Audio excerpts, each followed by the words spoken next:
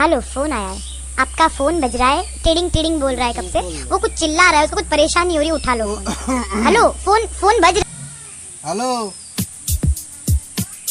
আরে তোর বৌদি ভাট হইছে।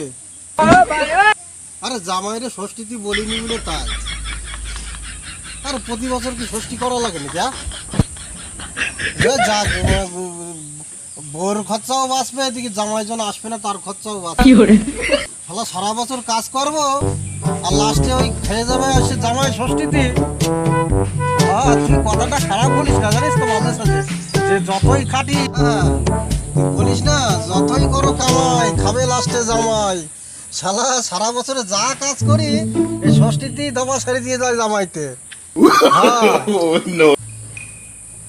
আরে যাকে যাক, ওরকম জামাইয়ের দরকার নেই আমার। সারা বছর খাটে খুটে ইনকাম করবো আর ওই জামাই এসে দবা সারবে, ওর মধ্যে নাই বাবা। হ্যাঁ হ্যাঁ হ্যাঁ হ্যাঁ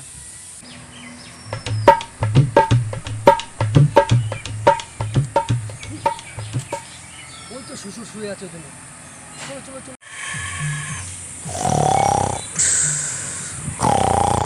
ওই তো, হ্যাঁ বাবাই শুয়ে আছে, চলো তুমি প্রণাম করবে, চলো। তাই তো, চলো চলো।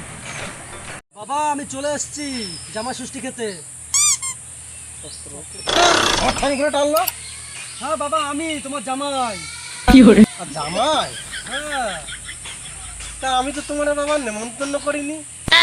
নিমন্ত্রণ না করলে কি হবে, আমি এই বাড়ির জামাই, আমি কোনো বছর আসতে দেবো না কামাই। খাবো, তাই যাবো।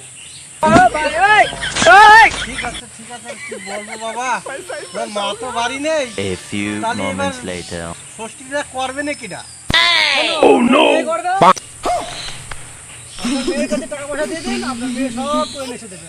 আপনি না খেয়ে যাবো না। ভাষাই ছাড়বে না কি রে?